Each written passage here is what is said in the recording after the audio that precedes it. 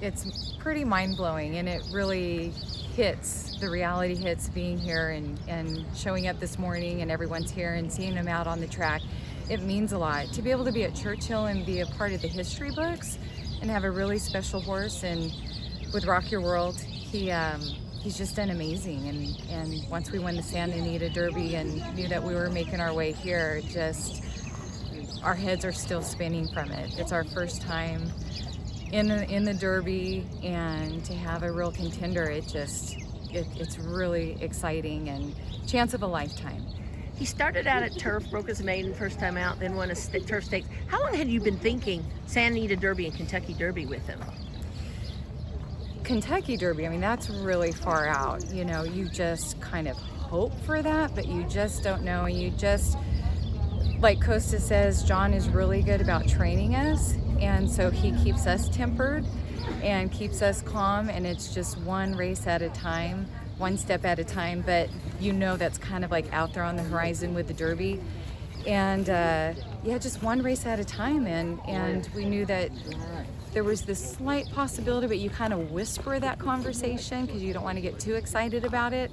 But just one race after the other, and especially his first race was in January. And he got through that one, got through that sprint, and then the next turf race, and then just knowing with his pedigree that it was we got to try the dirt, and it looked really possible. And that Santa Anita Derby was amazing, just to see how he just took to the dirt grade and the competition all around him. He had some nice horses around him, and he just stayed rock steady and rocked our world. It was just my grandkids, we had two of our grandkids there, and they were just looking up at, especially John and I were yelling so much as he was coming around that final turn, and you knew he was going to make it. He was going to make it, and he kept going. It was a beautiful ride. Can you imagine what that feeling would be like if he's in a similar situation Saturday? Well, I hope they have medics close by, because there's a good chance I might pass out. To even kind of it's a dream. It's really a dream that we just had, just no idea. It's just the eye of a needle that you get through to get here. And it's just amazing. John and everyone in the barn won. Javier's exercise rider, and Serapio back at home, who also rides him. They've all just done a great job, and everybody just stays very focused, very calm, keep a good routine for him, and that's helping as he's transitioning here.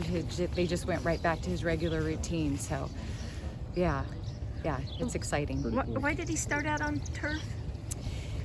He started out on turf, just his pedigree. I mean, he can do both turf and dirt, and it was the race that was available for him too. That had a big play in it. That's how it was working out when he was ready to go out. It was a turf race, and so that's why we went the turf route. And knowing, again, with the pedigree, that we could check him out on that and see how he would do.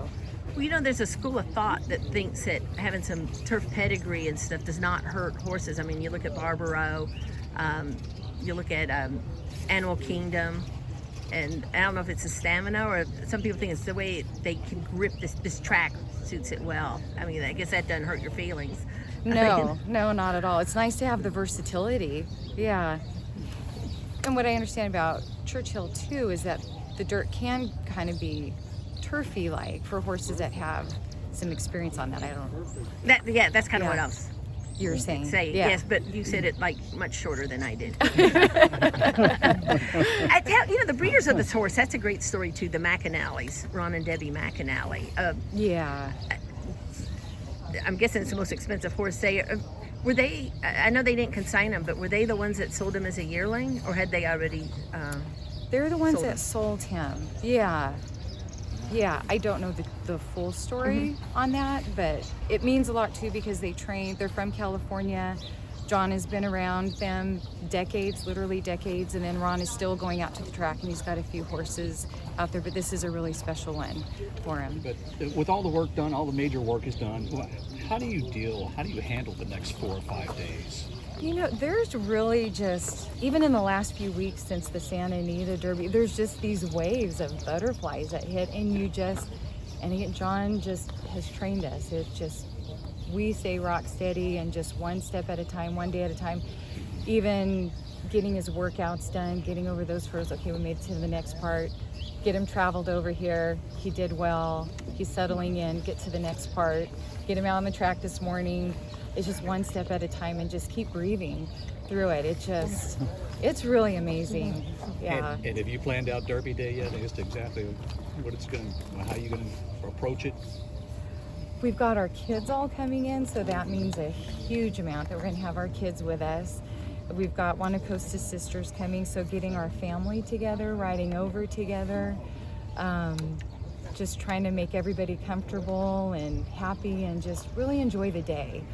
And that's the thing, you know, you never know how things are going to go. If your horse is going to stay healthy, you just pray about it, hope for it, and you know everybody's doing everything they can in the barn.